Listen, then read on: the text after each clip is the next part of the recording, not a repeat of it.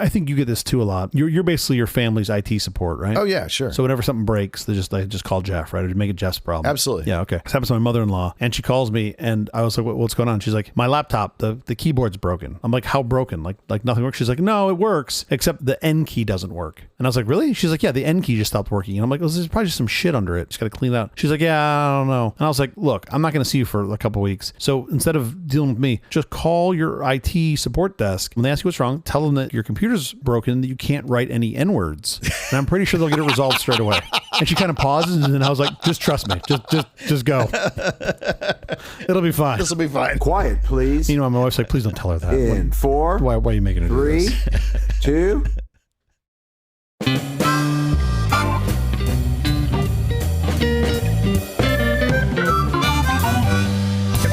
Company presents a truly terrible podcast. Welcome to Nonsense Season 2, Episode 37. I'm Jeff Parker. 37? Jesus, I need to get a job. Isn't that crazy? I'm Stu Little. And this music is so loud, I feel like I have to shout for you to hear me over it. This is our take on the week's business, tech, and entertainment headlines. This time, we'll look at a twist in the advanced chip-making Taiwan story I'm not sure many of us saw coming. Turns out they weren't making them. They just outsourced them all to AliExpress. Who knew? It's United Nations Day, reflecting the official creation of the United Nations on October 24th, 1945. The purpose of the United Nations is maintaining international peace and security, developing friendly relations among nations, achieving international cooperation, and serving as a center for coordinating the actions of member nations. It's widely recognized as the world's largest international organization. It also might need a little updating. There are 5 permanent members of the Security Council with veto power: the United States, the United Kingdom, France, China, and Russia. Japan and Germany don't even have permanent seats on the Security Council. France? Yeah. They're still a country? I'm always shocked when I see them come up. This is because when they were created in 1945 and they chose the countries to go in, it was probably made perfect sense in 1945. It was all your allies. No. 2024, it makes no sense. It's absolutely insane. They needed somebody to fucking cater it. It's what they needed.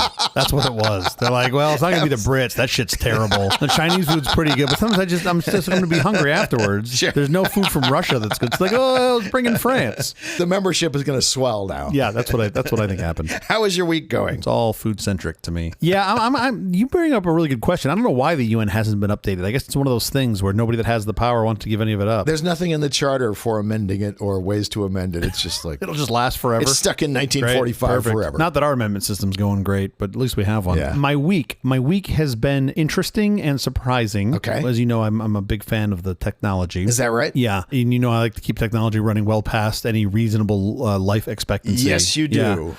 Yes, you do. It's a form of masochistic torture and sort of a technology penance, if you will. Things the rest of us refer to as garbage. Yeah. You're still running. Yeah. No. It all has feelings. No, come on. You remember Dr. Arenberg? Dr. Arenberg said that, just because the technology is old doesn't mean that it doesn't work anymore. Yeah, he was talking about a pen. Yeah, well, I've extrapolated. So anyway, I had the power supply on a NAS die. Yeah, of course you did. It's still unclear, but it may have taken a drive with it. Sure. So fortunately, I had another power supply on hand because hoarding, and I was able to swap that in. Not just any hoarding old technology that's heavy. Sure. Let's just be clear. Yeah. Even worse. Yeah. So now I'm in this anxiety-ridden phase of RAID array rebuilding. Yeah. Which is ironically one of the times that you are most likely to lose another disk is during a RAID rebuild. Of course. Normally, this would not fill me with too much concern, but up until recently, most drives have what is called an unrecoverable read-error rate. Yes. You know what that is? A URE. Yes. So typically around 10 to the 14th bits, which if you do the math is about 12.5 terabytes. So the theory goes that if you have an array that gets to be around that size, you're more likely than not to experience a URE, which folklore claims causes the entire rebuild process to fail, and then you lose your whole array. Sure. It's unclear to me if you actually lose the entire array or just the bad block, which is really the thing that you should lose. You've overused this thing. Let it go. No, I still got to store data somewhere. Come on. Hours of memes. Anyway. It's okay. You can modernize your gear. Yeah. I'm going to show you this great thing. I'm going to show you this website, Amazon.com. You can get stuff. Did they bring it to you or have to go pick it up? They'll bring it to you. So here's the takeaway. Much like UTIs, UREs should be taken seriously. That's really what I want to communicate. Okay.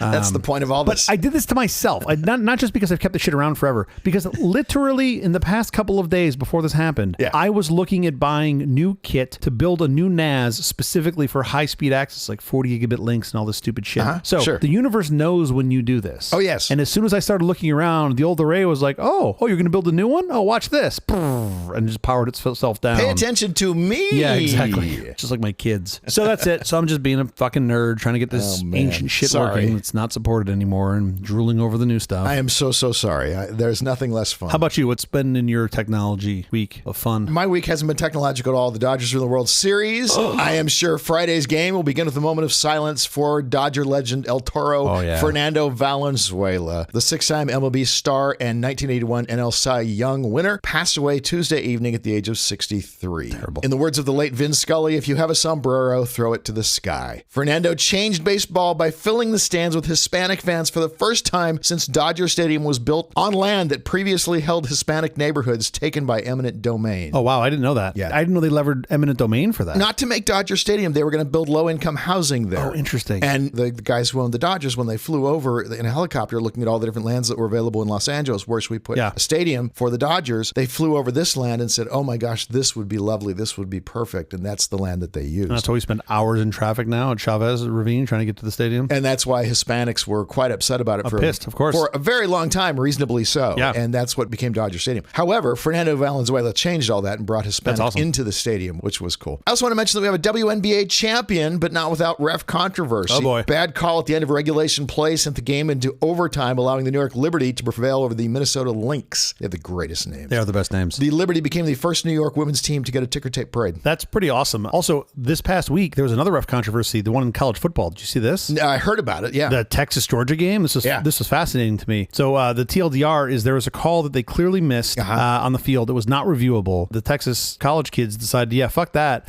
Threw a bunch of bottles and beer cans on the field. You review this. The Texas coach Sark went running over there and was like, no, don't, please don't. We're going to forfeit this game or whatever, get a penalty. So they stopped. And then while they were cleaning up the field, the refs went over and had a little conference and they were talking. And they basically were like, oh yeah, we blew that call. Yeah, that was a mistake. And they reversed the call. They discussed it on the field and said, we just got it wrong. Yeah. We should fix it. And what's fascinating about that to me, by the way, I'm sure there was a video review, just not official, because they were playing it in the stadium. Yeah, sure. So I'm sure the refs saw it and they're like, oh yeah, no, we totally missed that totally fucked up, which is great because you want the right call to be made. So I totally appreciate that's the right outcome. However, you don't really want to encourage other fans in future games to be like, oh, you got that wrong. I'm going to throw a bunch of shit on the field. Yeah, let's bring the game to a stop so you can think about this. Yeah. Now go think about what you've done. But it was pretty fascinating to see that. Texas still lost the game, so it ended up not helping them. But not making any difference. Yeah. I don't want to make this a giant sports show, but the Lakers are back. For the first time ever. A father-son played on the same NBA team. LeBron James,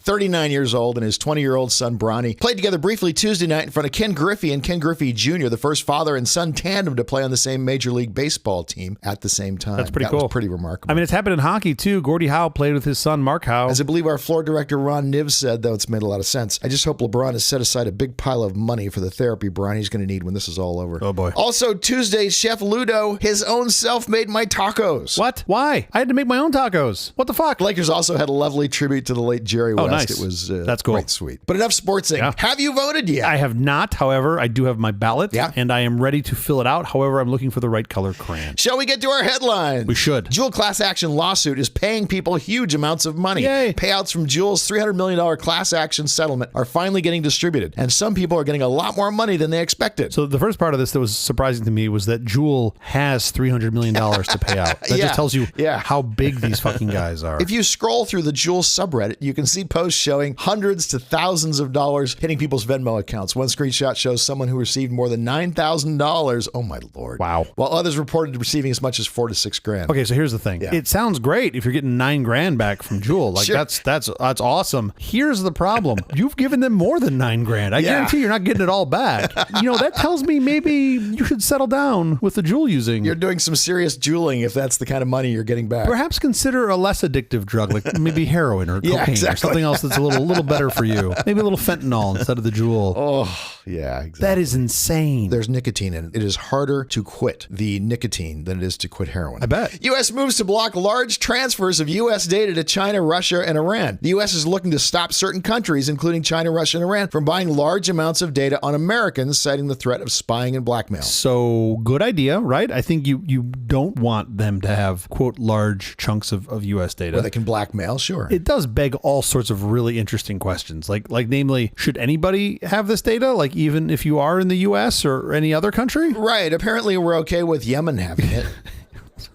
Yeah, Yemen blackmailing is fine. Right. But even just like in the United States, like, I don't know. I feel like maybe large transfers of data shouldn't be a thing about people. Shouldn't exist, yes, at all. By the way, how are you possibly going to stop this from happening? That's the other thing. Yeah, I don't know how you enforce this. It is interesting that they're putting in what appear to be some pretty strict penalties for folks who do this. Okay, now with the headlines. Up next, high-end chip makers in Taiwan who've been asked by the U.S. not to sell to China are possibly selling to China. Are these potato chips or tortilla chips? Oh, that would be nice if that's what they were selling. They're pissed off. No salt and vinegar to the fucking Chinese. God damn it.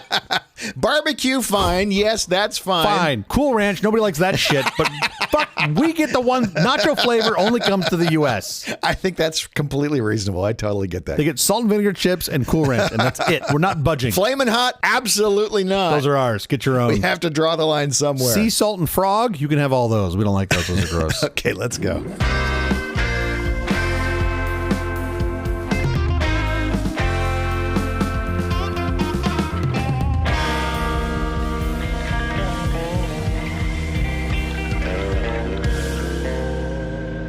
It seems we to maybe 1-2 news stories. We don't tend to get a lot of news headlines. We talk into a the lot, show, yeah. because we have other things we want to cover. I mainly just want to hear my own voice more. Okay, well, great. We'll do that. Okay. But right now, what I would like to do is spend the next 30 minutes or so talking about some of the headlines that we have missed. And I was literally thinking headlines that went farther back than 5 minutes ago. Okay. But we just had something happen in the world that I think is of big interest, so let's start there. Yep. TSMC may have breached U.S. sanctions. Apple chip production could be at risk. Well, okay. I don't know about the second half of that. The U.S. Commerce Department is carrying out an investigation into whether Apple chipmaker TSMC, Apple and a zillion other people, TSMC breached U.S. sanctions against China by supplying smartphone and AI chips to Huawei. The probe was in part driven by Huawei's surprising ability to resume competing with iPhones. You know, they have lots of new phones now that are quite nice. Sure. Yeah, well, okay, first of all, this is how a foundry works. They make chips for multiple companies, so no surprise there, yeah. Lots of companies, yeah. But Apple's probably 23% of TSMC's output. Did you just say probably as if you were estimating and then break out 23%? Fucking Rain Man? The problem is I don't remember precisely if it was 22 or 23, but I'm pretty sure it was 23. All right,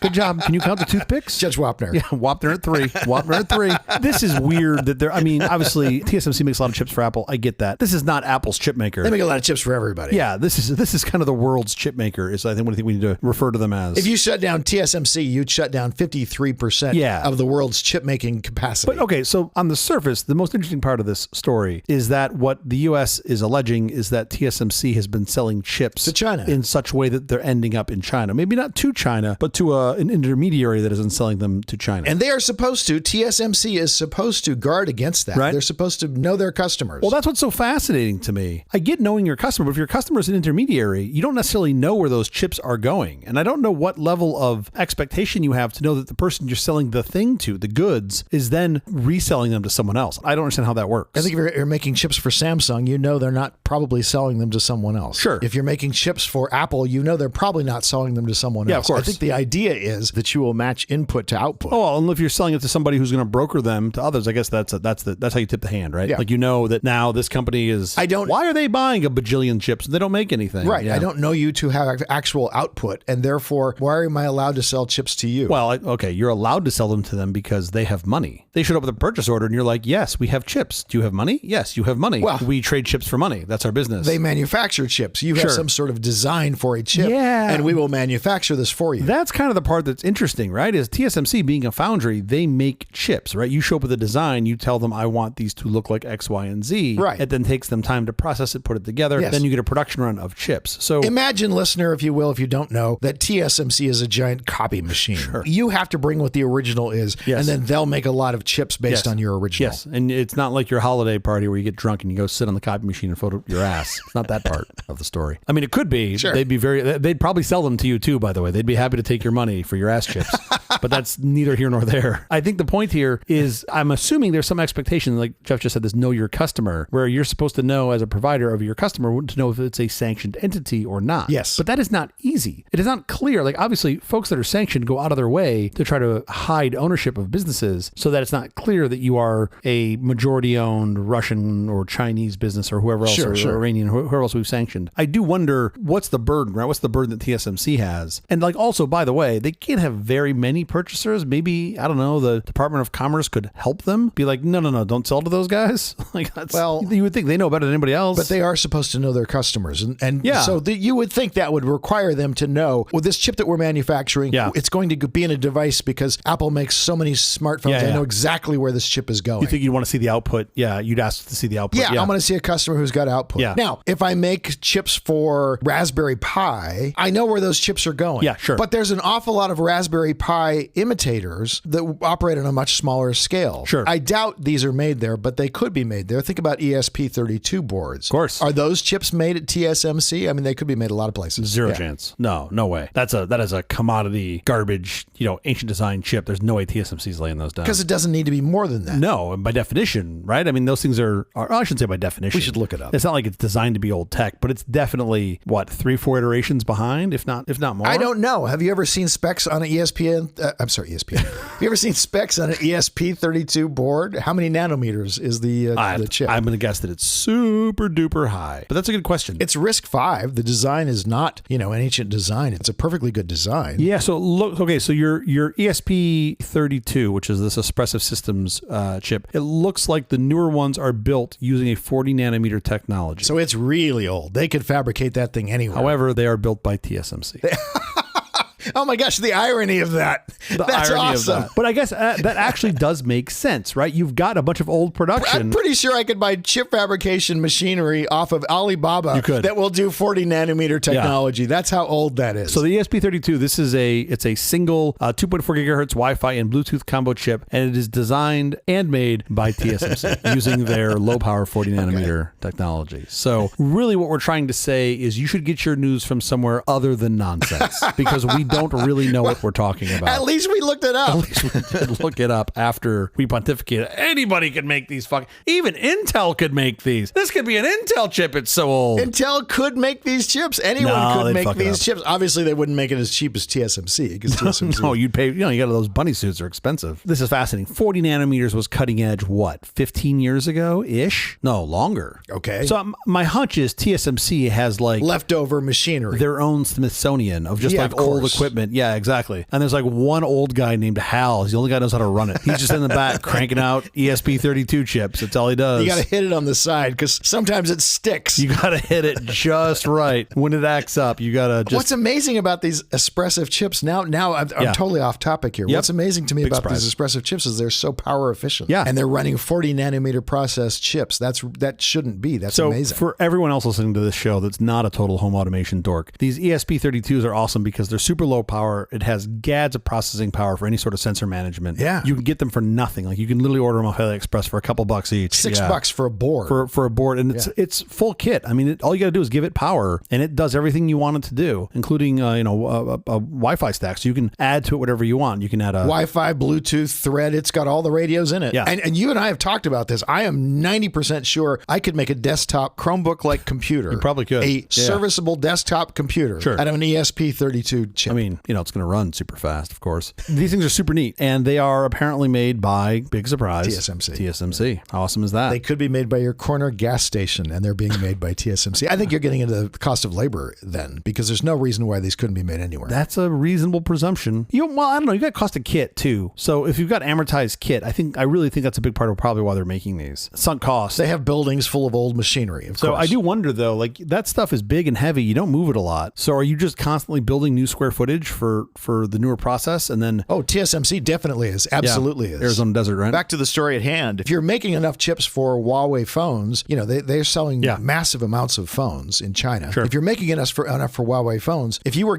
selling that to an intermediary, you might question, why am I making, 50 million of these chips for somebody who I don't know where? This is not going to Espressif. That's my hunch as to what the Commerce Department's going to say here is this isn't a rounding error. This is a real number that's going somewhere, and it's not your $1 cheap, whatever, 5-cent ESP32 chip. Right. This is presumably a sizable, more expensive chip. So where's it going? It doesn't seem unreasonable for them to know what the final destination is for large volume orders. Exactly. We make banks track $10,000 transactions in cash, right? Why can't these guys track chip counts? Seems reasonable. By the way, TSMC, we don't know if they've actually done this or not. They've only been accused of doing it. Yeah. As far as we know. We have no leverage. What are you going to do? How are you going to restrict TSMC? I have no idea. What are you going to do? Make it so that they can't manufacture Apple chips? Then you shoot yourself in the foot. Yeah, well, I don't know why. Yeah, you would never do that. The only error we have in the quiver is this presumption that at some point China comes and takes what they believe is theirs. Taiwan, specifically Taiwan. And we're the only ones there to stop it. They have what they call the Silicon Shield, which is they manufacture chips that we all need, so we would never leave Taiwan defenseless. We would always defend Taiwan. Yeah. That's not necessarily true if Taiwan is selling. I disagree with you. I don't think it actually changes anything. You have to defend them anyway, I guess. All it does is make us grumpy. That's all it does. We still have to defend them. Although we've given them $6.6 billion to make a chip factory in Phoenix, Arizona. Sure. Another $5 billion in loans. Okay. But again, what are we going to do? We might pull that back. What, do you go repo our shit? We haven't given them all the money right now. Sure. You give it to them a little piece at a time as they make progress. 50 grand in a bag. Yeah, I understand. You can do a little drop. Yes, it's 50 grand in a bag. Everybody just shows up at the bus station every Thursday at 2 p.m. Just outside of Phoenix. You don't want to give it in Phoenix because those people have cameras. Just outside of Phoenix. It's hot as shit. There's one random Taiwanese guy in a suit sitting in 120-degree weather at a bus stop. And you're like, why is he here every Thursday? No, I understand all this. But again, what are we going to do? If they keep selling these things to China, there's no world where we go, oh, yeah, sorry, good luck with your new best friend. Like, there's no way. Sure. Because then we just cut ourselves. They'll be like cutting off our nose to spite our face. You have to put more money into somebody who can get the advanced chips made. And if you can't trust TSMC, what are you going to do? These guys are just playing the hand that they're dealt. They know we've got no real leverage, and they know this is probably their last bargaining chip. So they're just going to be like, oh, yeah, we sold some stuff over here. And then we beat on our chest and say, you can't do that. And they go, says who? Right. Okay, well, what do you want us to do? What will end up happening here is we just end up writing them a bigger check to not do that or something. What could they possibly want that we don't already provide? They want 40,000 express visas to lift up all of TSMC and drop it off in the U.S.? How about we talk to the Netherlands, our good friends at ASML, and they are allies, and we say you no longer provide ultraviolet lithography machines to TSMC. Okay. Then you just have those machines brought to the plants that you have created with the Chips and Sciences Act. I don't know what else you do. That pretty much effectively ends TSMC. That is not a speedboat. That is a cargo ship you're trying to turn direction on. Yeah. I don't think that really works. Because it's 3 or 4 generations down the road when those machines are needed by them. Until then, they've got the machines they need. Yeah, I mean, your linchpin still seems to be ASML. You can try to choke them off, but I think as soon as you say, TSMC, you can no longer bring this stuff to Taiwan because we don't trust you, then they're going to be like, okay, well, we have no future with you. Let's go see what these guys in red have. Like, I just don't see a path through it. I think they're just playing their hand. What we've heard in this story is somehow they've made older ASML machines work to create finer chips. But my point is, the stuff they're buying from ASML now is going to be beneficial, or I should say production usable for them in a small, low digit number of years, 3, 4, 5 years from now. So if you cut them off now, they've got 3, 4, 5 years where they're just being able to produce just fine of whatever they're doing just fine. So they just go start shopping for another solution. Maybe it's not as good as ASML, but it's something else. What are you going to do? Are you going to go to Japan? Or are you going to go to Nikon? No, realistically, you're going to go to China. You're going to just push them to China. They're going to go figure out how to do it there. And maybe they're a couple years behind. It's still better than nothing. Yeah. What's your alternative? If the U.S. is strong arm about it, what's the alternative? I don't see one. In China, they have chip manufacturing that is just slightly behind TSMC. That's my understanding, yeah. Like they dumped out a 7-nanometer chip, I think, last year. At Semiconductor Manufacturing International Corporation, which is a Chinese company that, great name. That is their, rolls right off the tongue. It is their version of the TSMC chip fabrication facility, and they are making 7-nanometer chips, apparently. They should have a great ad campaign around that called SMIC inside. It'd be great. Such a terrible name. Bling, bling, bling, bling. Exactly.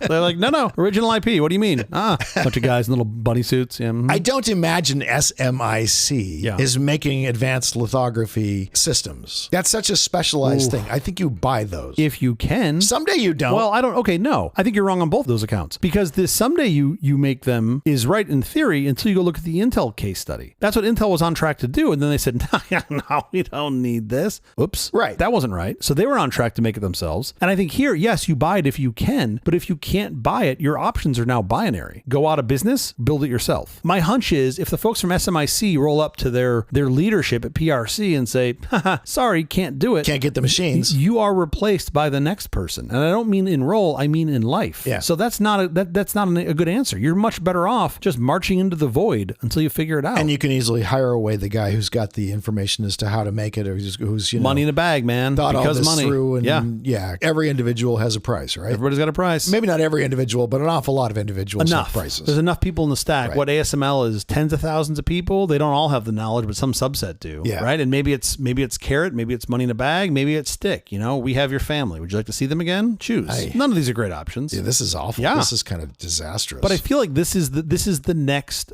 biggest arms race, even bigger than the nuclear secrets of 30, 40, 50 years ago. Those had some value outside of defense, right? You had some value in reactor manufacturing.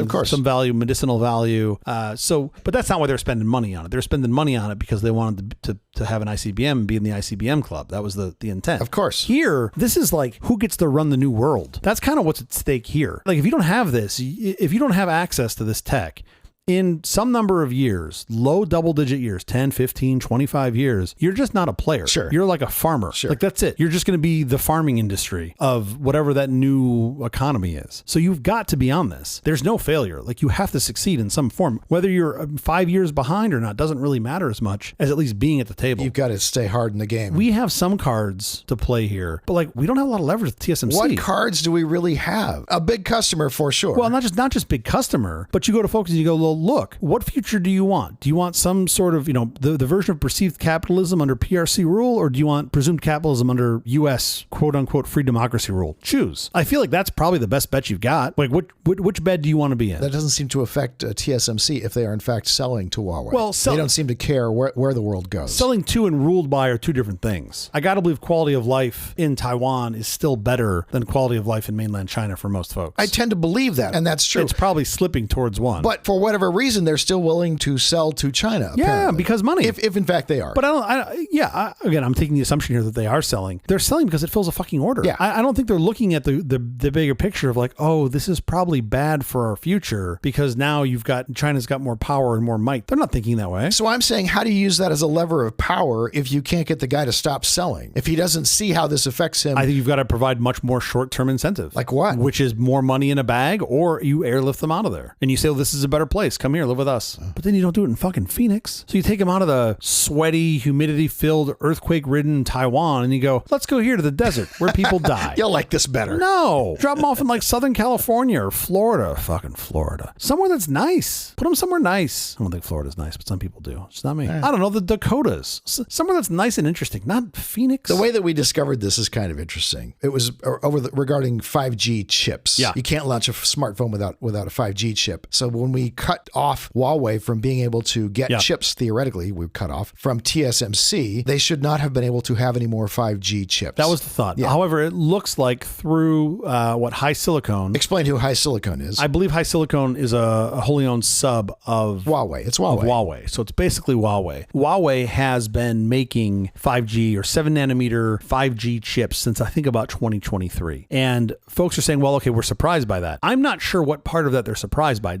Are they alluding to the fact that TSMC might be providing those chips and making them as a foundry? The presumption is if you're starting from nothing, it takes you years to get these chips up to the capability. That's assuming you've got a foundry that can do it. Right. And folks are being like, well, they did it too fast. We told them they couldn't buy in, 2020, and now they've already got chips in 2023. How could they go that fast? I'm like, well, they were probably working on it before. Like, I don't think they just started when you turned them off. Right. They weren't coming from a standing start. Like, it's more important for them to build this than national defense. Probably, yeah. Like, they're better off putting energy and resource into building more sophisticated advanced chips than more submarines. That's kind of bananas when you think about it. It's certainly probably more urgent. I'm not saying they see it that way, but it does seem like it's more urgent to who really is going to ultimately control the new world order. Things changed in 2023 when Huawei launched the Mate 60, which is a phone, which included 5G. And nobody can understand how that was possible given the Chinese companies did not have the technology required to make the chips. Even the U.S. National Security Advisor commented on the surprise development. Now, it is totally possible that the Kirin chip was in development longer than we thought. So one of their chips, they just went online They watched a couple master classes. They figured this out. Not hard. It was the pandemic, for Christ's sake. They're all bored. Are there master classes for making chips? I had no idea. It's invite only, but there's a ASML master class. Oh, that's great. I got it queued up right behind my Franklin barbecue. The Kirin 990 5G chip is a 7 nanometer process. And so in 2023, if they did not make them at TSMC, they made them in their own foundries. Yeah. 7 nanometer. Running RISC, by the way. It's running ARM. Oh, sorry. It's running ARM. It's an ARM design that is RISC. Yeah. Yeah. So,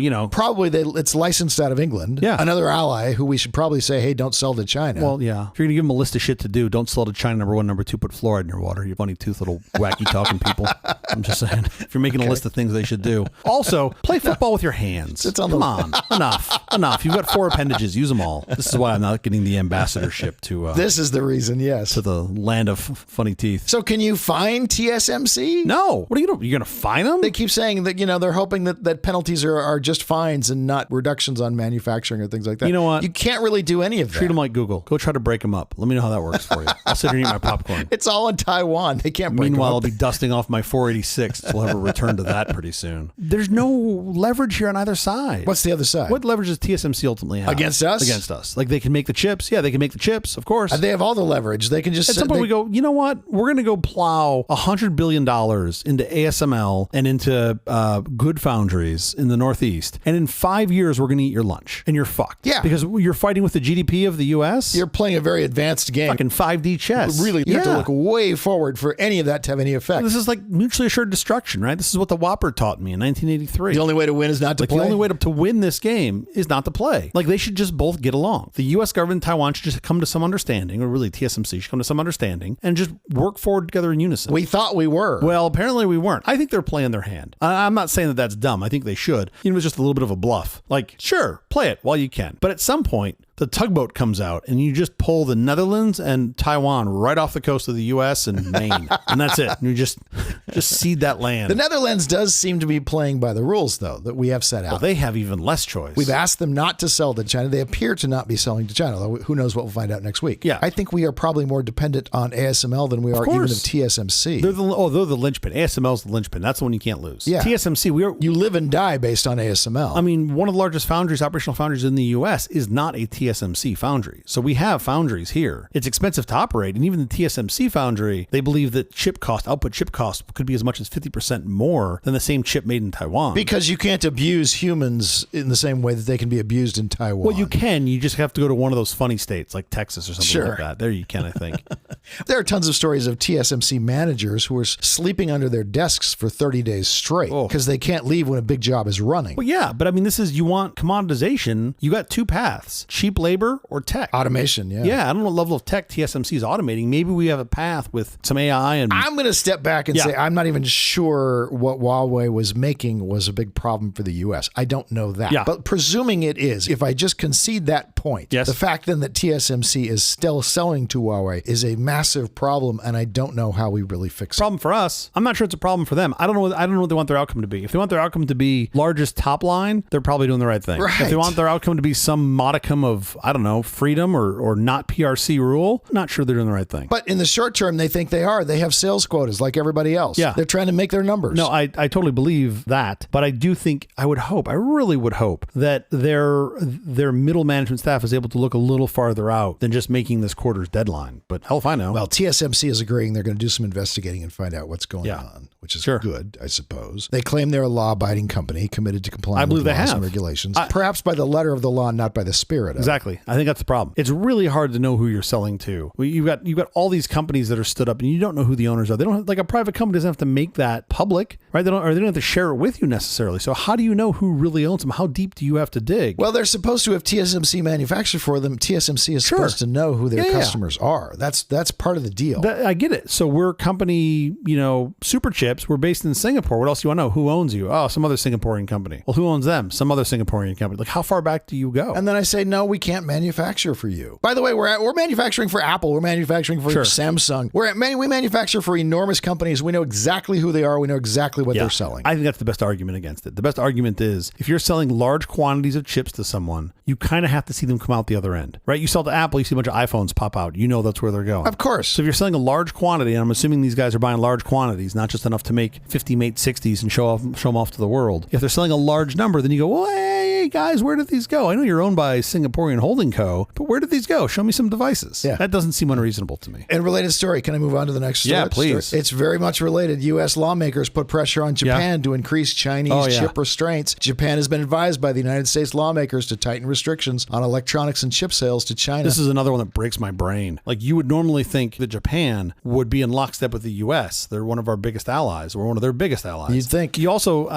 Japan and the Chinese aren't known for getting along over, say, the past, 5,000 years. Yeah. So it's not like they're great bedfellows. Right, exactly. But again, I got to believe middle management somewhere is like, we've got to sell stuff. Somebody needs to buy it. We've got to make our numbers. Now, they don't say, in the little bits we've read about this, they mention the Japanese industry at large, right? They don't mention any individual companies. But you and I both know of a company there that you would think China would be very interested in having dealings with. Nikon, yeah, of course. Not just because of their cameras, because in addition to cameras, they also make optics for making chips, much like ASML, right? They're a much smaller player than ASML, but they're not really that far behind. But probably in second place behind ASML. Which, by the way, for perspective here, ASML is a $300-ish billion market cap business, and Nikon is a $6 billion market cap business, and they got a huge consumer line. Because you don't buy the second place if you're fabricating chips. Yeah, totally. Second place is not an option. Not if you want to be cutting edge. If you're ESP32, maybe Espressive could probably go out with some Nikon gear. Espressive could do just fine that way. They actually buy from true story. They actually buy from Polaroid.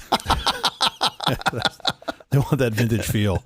Wow. Yeah, it's great. That's lovely. But you only get one shot at making those, and then when the fabs come out, they got to put them under their armpit. They put the wafer under their armpit to develop it. Yeah. They have to shake it in the air. So there's literally just a guy, and then he shakes it. He just waves the wafer just in the air back and forth until it develops. China's been a lucrative market for electronics companies. Yeah. The country is strengthening its position in the artificial intelligence market, which the United States is trying to curb by banning or restricting advanced semiconductor sales to their rivals. This is, just zoom back. I get what we're doing here, but this is just pissing up a rope. They're going to get it. This is all out there. You can slow them down for a while.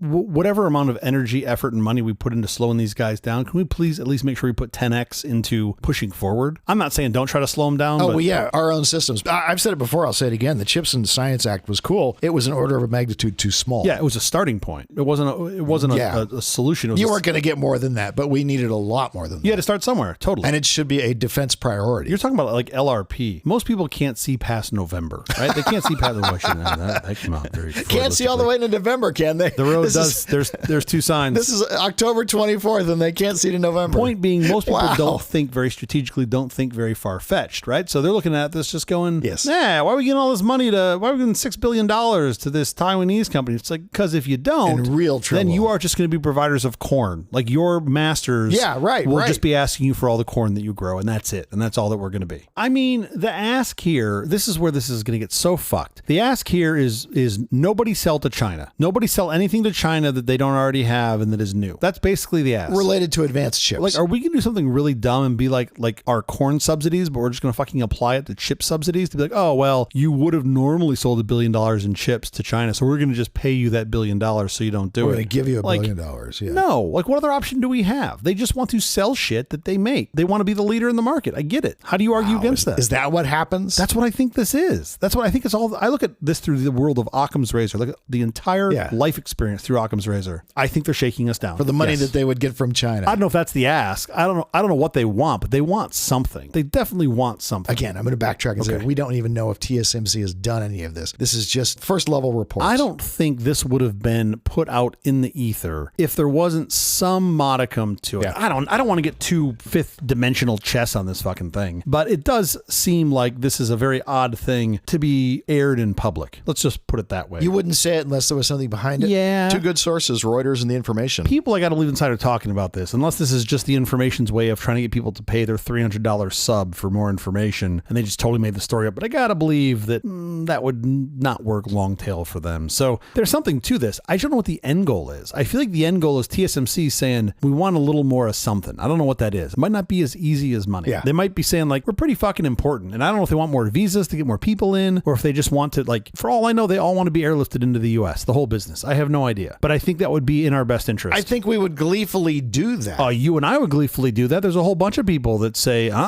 no foreigners here. We all just taking our jobs. Like, no.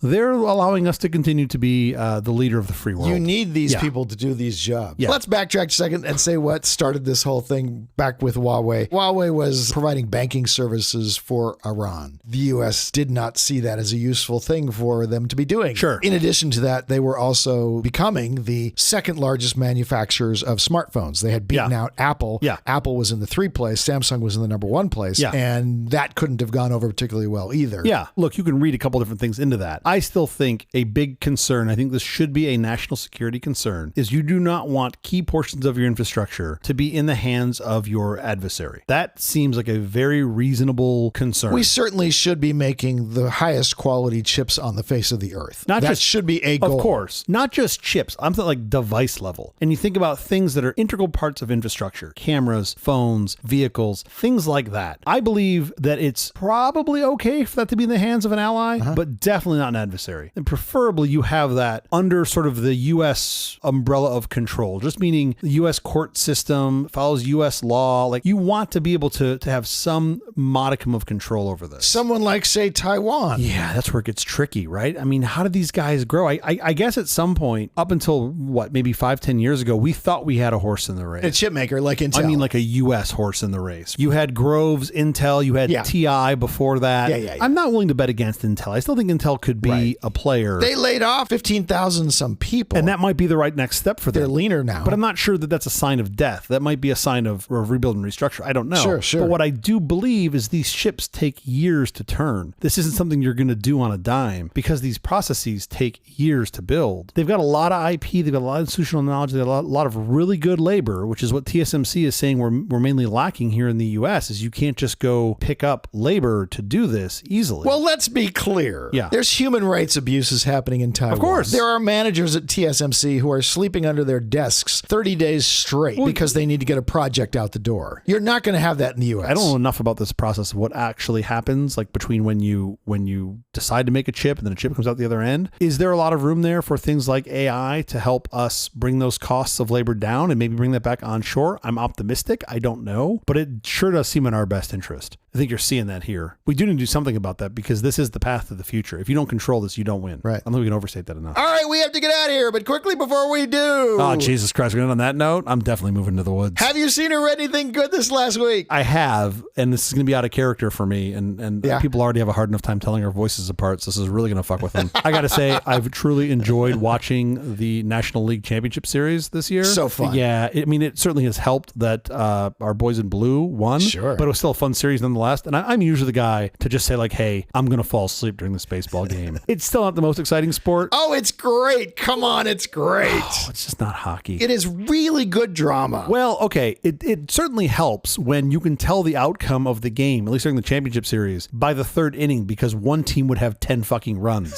And I was like, wait, what happened? Is this football? By the way, only the case in the series that we just played. Yeah. You look at the Yankees Guardians, that was not the case. Not the case at all. I'll be fascinating to see the World Series. After tomorrow, I think, right? Tomorrow at 8 p.m. Eastern time, I believe. 8:08. What's up with that? Why is it 8:08 p.m.? Is that a thing? I think the TV show starts at 8 and then the first pitch is at 8:08. The game starts at 8:08. Yeah. They need 8 minutes to make sure that the broadcast works. Is that how it works? Well, no, they got to set it up. They got to tell the story. It's a long delay. Yeah, no, they chat. They tell us all about it. They got a lot of commercials they're going to show. Okay. Then they got to get the desk off the field so that we can play some baseball. Everybody gets their chance to get their stimulants in so they don't fall asleep during the game. I will say this. Watching Ohtani play has been so much fun. Oh, my gosh. Because not only is he an amazing athlete, but he's just a happy dude. He's just always smiling, having his best time. Like, he's just living his best life. Yeah. And he is possibly the greatest to have ever played the game. Right? Which is kind of incredible. He's certainly in the conversation if he's not at the top. They keep flashing these stats where he's like, oh, he's done more of this than anyone else ever. And I'm like, really? Like, he just seems like he's kind of leisurely walking around the park. Like I think of most baseball players. And by the way, this is his recovery year. I know, it's bananas. Also, I think, and I know we joked about this at the start of the season, but they're not paying this guy enough money. $700 million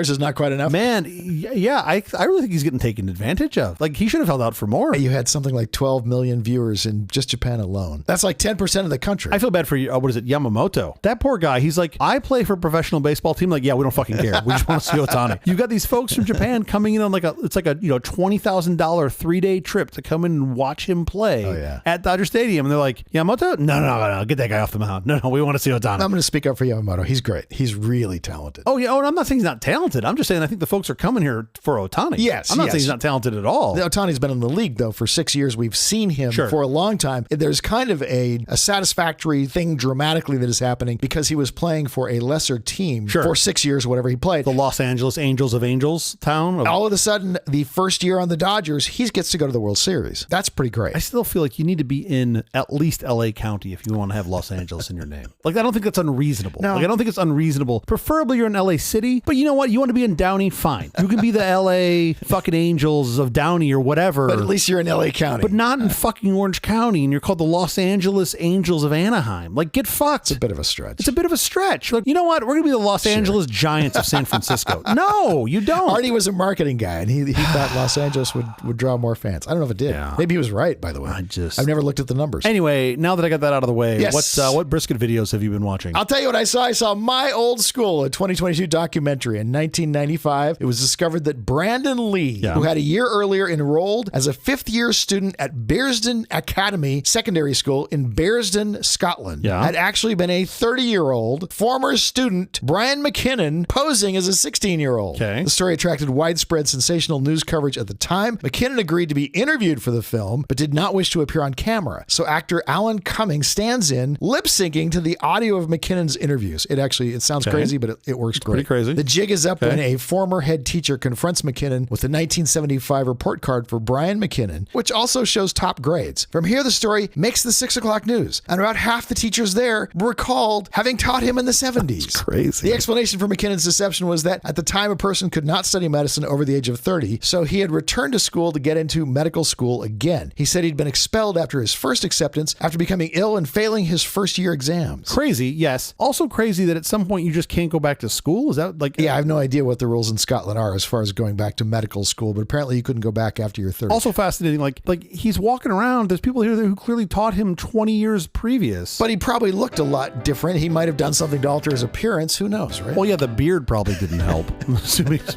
walking and the around. pot belly. I'm an early bloomer. Meanwhile, he's in class with his kid, but hey, nobody noticed that. Sure. That was just fine. A completely crazy and unforgettable story, My Old School, streaming on Hulu now. That sounds super weird and interesting. I think I'm into this. It's great. All right, I'll check it out. That is the episode. Thank you for joining us for all this nonsense. A truly terrible podcast from The Awful Company. Visit us on the web at nonsense.productions. I'm CJ Little. I'm Jeff Parker. If you like this program, please follow, download, subscribe, and like at Apple Podcasts, YouTube Music, Amazon Music, AntennaPod, iHeartRadio, Spotify, My Favorite Overcast, on your Sony Walkman, or wherever you may get your podcast from. Yes, I get them on my Sony Walkman. Nonsense uses the Arch Linux operating system with the KDE desktop for its editing systems. Infinite customization for maximum productivity with no ads and no bloatware. As always, open source and free. Special thanks to our floor director, Ron Niv. Thanks, Ronald. We'll be every Thursday morning for more nonsense. Please join us.